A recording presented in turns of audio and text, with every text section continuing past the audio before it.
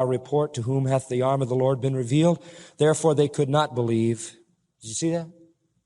In verse 37, they would not believe. In verse 39, they what? Could not believe. Because that Isaiah said again, He hath blinded their eyes and hardened their heart, that they should not see with their eyes nor understand with their heart and be converted, and I should heal them. Listen, Satan knows that Christianity and the truth of God is an issue of the mind. He knows it's the mind, it's the thinking. And so in 2 Corinthians 4, it says, the God of this world has blinded the what? The minds of them that believe not, lest the light of the glorious gospel of Christ should shine unto them. Satan blinds the mind. And as man goes on willfully acquiescing to the activity of Satan, he gets to the place where God blinds his mind. That becomes the permanent state of having the understanding darkened. You wonder why people in our society don't ever seem to get the message. In many cases, they've got a petrified heart. Well, they are not only ignorant and self-centered and useless in their thinking, but there's a third characteristic. And this one we could talk about a lot, but it doesn't really need it. It's simple enough. You can fill in the illustrations. They are shameless. One thing about pagans, when they continue in sin and they turn themselves off from the life of God, they will become shameless. Verse 19, who being past feeling. You can stop right there. Past feeling. They just don't feel anymore. Apathetic, insensitive. They don't care. There are no standards. They don't care what the consequences are. They don't mind shocking people. Their whole processes of thought are just destroyed. According to an old story, a Spartan youth stole a fox and ran into the man who owned the fox and didn't want to betray that he'd stolen the little fox, so he had the little fox under his tunic and he stood without moving a muscle while the fox tore out his vital organs. Our society's so smug, it stands there with all of its sin while it just eats it out. But it's so good at wearing the mask for so long that pretty soon it just doesn't care anymore. And there's nothing more to hide, and off comes the tunic, and who cares? Shameless, past feeling. They don't even feel anything.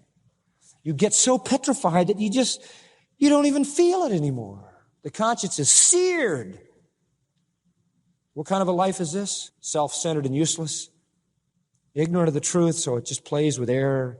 Shameless, so there's no morality, there's no code, there's no ethics, there's no standards, nothing. Which finally results in what we could call, borrowing a term from Romans 1, a reprobate mind. That's the fourth point. A reprobate mind. The end of verse 19. They have given themselves over to lasciviousness, to work all uncleanness with greediness. Shameless thinking, people, leads to shameless action. First of all, center on yourself. That's where it starts. Pagan centers on himself. All his own thing, his own attitude. And centering on himself in his useless, purposeless, pointless existence, he turns God off. And then he begins the hardening process that hardens him against God, and pretty soon he has no sense of shame. He'll say anything, do anything he can get away with. The only ethic becomes, can you get away with it? And then he literally is given over to a reprobate mind. He gives himself to lasciviousness. And he works all uncleanness with greediness. He can't get at it fast enough. He's greedy to do evil. Now let me tell you a little about the word here. Lasciviousness. Asolgeia. Familiar word in the New Testament. It means shameless wantonness. It means unblushing obscenity. Its primary reference being with sexual obscenities. Basel defined it as, quote, a disposition of the soul incapable of bearing the pain of discipline, end quote. It is an undisciplined obscenity. You know, the bad man sometime in his life tries to hide his badness, but the man who has asolgeia couldn't care less who he shocks, couldn't care less how indecent he is, as long as he gratifies his own sick, warped mind. You know what a reprobate mind is? Romans 1, a reprobate mind is a mind that is no mind. It is a mind that does not think. It is a mind that is no mind at all. It cannot reason. It cannot produce logic. It cannot receive the truth. It is no mind at all. It is the kind of mind we see in our world today. It is a blown mind. It is incapable of thinking. Listen, you choose to drink and take another drink and another drink and another drink and another drink. You just keep giving yourself over and over and over to lasciviousness and your unblushing obscenity that allows you to do that without fear of shocking anybody, could care less how indecent it is, and that kind of behavior, and pretty soon you have a mind that can't think. Do the same thing with homosexuality, lesbianism, sexual activity, lying, cheating, stealing, anything. It becomes a way of life to which you commit yourself. By the way, he adds this statement that's interesting: to work all uncleanness with greediness. The word work is very interesting. Ergasia is a word that means business. It can mean actually business. They make a business out of uncleanness. Now, that's true of our society. You know that? There was a day when dirty business was sort of on the cuff, right? It was sort of hidden, up your sleeve. You know, you had to sneak around a little bit to find the dirty business. Nowadays, it's wholesale. They make a business out of it. We've got it all. Filthy, dirty movies. And even the quote-unquote good movies, many of them imply a filthy thing, implicit rather than explicit, or by innuendo, an evil thing. And so it's a matter of business. Filthy books produced constantly, just never ending. The books published in America rival the drippings from a broken sewer.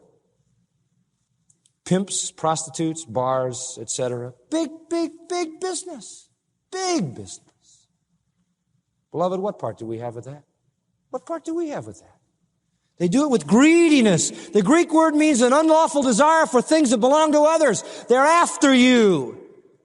They're after the purity that belongs to you, the sanity that belongs to you, the money that belongs to you, the morality that belongs to you, the character that belongs to you. They want it all. They want it all. What do we have to do with that stuff?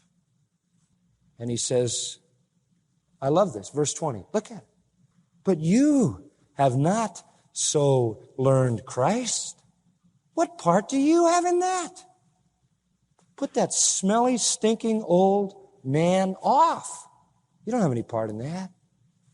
See, verse 22, put off concerning the former manner of life the old man. Verse 24, put on the new men, which after God is created in righteousness and true holiness. You don't have any part in that stuff. You're different. You're new. You see the whole point of what he's saying. Beloved, you know what? People say, well, you know, it's kind of borderline.